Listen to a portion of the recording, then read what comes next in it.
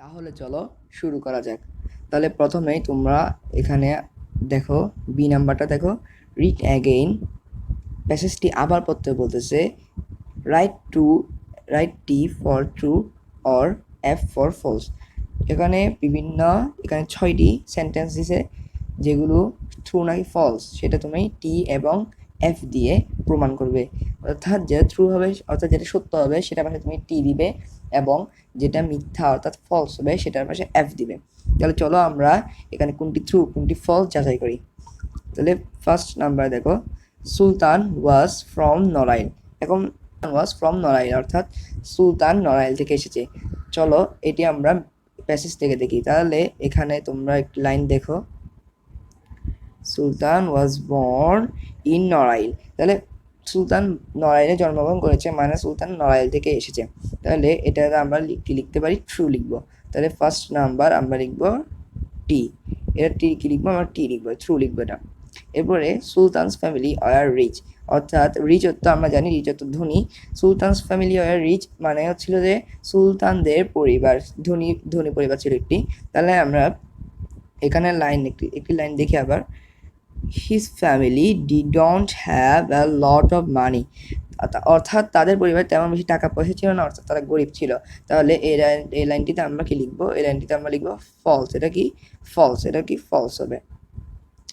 এরপর 3 নম্বরে দেখো, Sultan went to school for 4 years, অর্থাৎ সুলতান বিদ্যালয়ে 4 বছর থেকে যাওয়া শুরু করেছিল।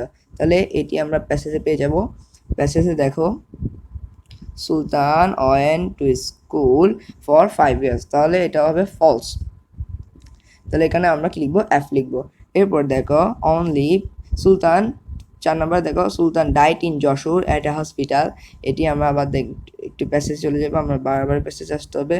He died in 1994 at a hospital in Jessore, তাহলে এটি কারেক্ট আনসার আছে, ট্রি লিখবো আমরা, অর্থাৎ ট্রু লিখবো। এরপরে 5 নম্বরে দেখো, only people in Bangladesh know about Sultan. এই লাইনটি অর্থ হচ্ছিল শুধু বাংলাদেশের মানুষজনই, অর্থাৎ বাংলাদেশের লোকজনই সুলতানের সম্পর্কে জানতেন। তাহলে আমরা প্যাসেজ দেখি, প্যাসেজে আমরা একটু লাইনটা খুঁজতে হবে। তাহলে আমরা পেয়ে গেছি, people around the world know about Sultan and his paintings. তাহলে পৃথিবীর মানে পিপল অ্যারাউন্ড দ্য ওয়ার্ল্ড অর্থাৎ পৃথিবীর সকল লোকজনই, পৃথিবীর প্রায় বেশিরভাগ লোকজনে কি এই সুলতান সম্পর্কে জানতেন। তাহলে আমরা এটা লিখতে পারি কি ফলস। তাহলে দেখো আমরা লাইনটি পেয়েছি। এখানে বলেছে, এই তো তোমরা এখানে দেখো, হি এস্টাবলিশড নন্দন কানন, হি এস্টাবলিশড, আমরা এখানে দেখাচ্ছি, তোমরা এখানে দেখো, হি এস্টাবলিশড নন্দন কানন অ্যান্ড শিশু স্বর্গালয় ফর চিলড্রেন, অর্থাৎ এস্টাবলিশ অর্থ প্রতিষ্ঠিত, তিনি নন্দনকানন এবং শিশু স্বর্গালয় শিশুদের জন্য প্রতিষ্ঠা করেছেন, অর্থাৎ উপস্থাপিত করেছেন। তাহলে Sultan set up school for adult in Narail, এটা ফলস হবে। এটা আনসার হবে, Sultan set up 2 schools for children in Narail. তাহলে আমরা বি নাম্বারটা শেষ করলাম। এবার সি নাম্বার দেখো, right the false sentence correctly in your exercise book. তাহলে আমাদের এখানে কোনটি কোনটি ফলস হয়েছিল আমরা একটু দেখবো। সুলতানস ফ্যামিলি আর রিচ, এটা ফলস হয়েছিল, তাহলে এটার কারেক্ট আনসারটা আমরা দিব। এটার কারেক্ট আনসার হবে সুলতান ওয়েন্ট টু স্কুল, এটার কারেক্ট আনসার হবে 2 এর কারেক্ট আনসার হবে সুলতানস ফ্যামিলি আর পুয়ার। তাহলে তারা গরিব ছিল, সেজন্য আমরা বলবো সুলতানস ফ্যামিলি আর পুয়ার। এরপরে ফলস হয়েছিল তোমার 3 নাম্বারটা, অর্থাৎ 3 নাম্বারটা, Sultan went to school for 4 years. এটা আনসার হবে, কারেক্ট আনসার হবে Sultan went to school for 5 years. এরপরে ফলস হয়েছিল 5 নাম্বারটা, only people in Bangladesh know about Sultan. এটা ফলস, কারেক্ট অ্যান্সার হবে people around the world know about Sultan. এরপরে 6 নাম্বারটাও কিন্তু আমাদের ফলস হয়েছিল, Sultan set up a school for adult in Narail. এটার কারেক্ট অ্যান্সার হবে Sultan set up 2 school for children in Narail. তাহলে আমরা বি আর সি শেষ করলাম। তাহলে আমরা এখন বি সি শেষ করেছি। এবার আমরা ডি নাম্বার দেখো, কিছু এমসিকিউ দিছে। এমসিকিউর পূর্ণরূপ মাল্টিপল চয়েস কোয়েশ্চেন।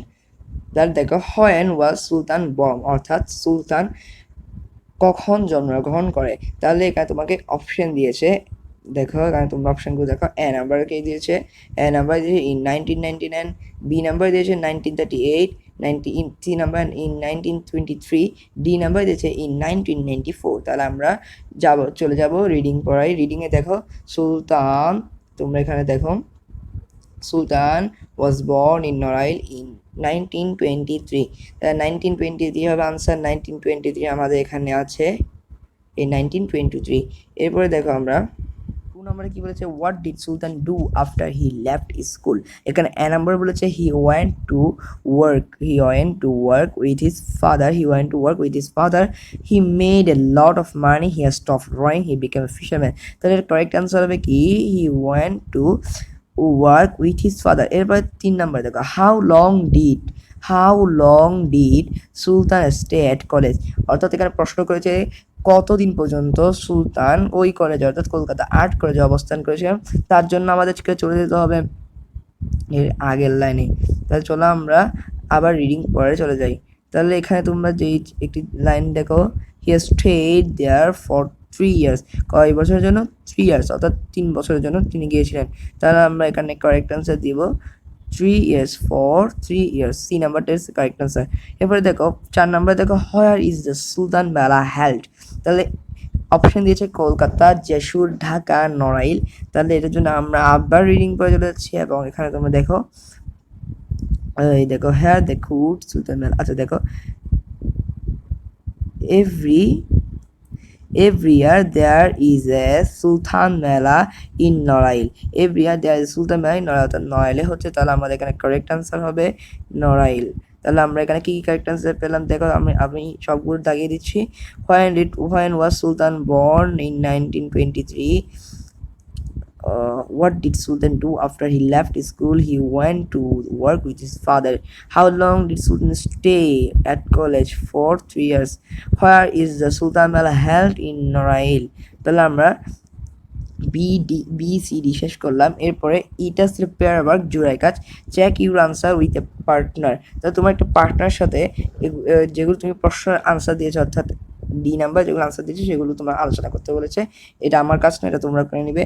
এরপরে দেখো এরপরে তোমাদেরকে যেটা দেখতে হবে ডিকটেশন তোমরা দেখো একটু করে। এবার দেখো right the sentence in your exercise বুক। তোমরা অনুশীলন খাতায় বাক্যগুলো লিখবে। তাহলে আজকের মতো আমাদের ভিডিওটি এখানে শেষ করছি।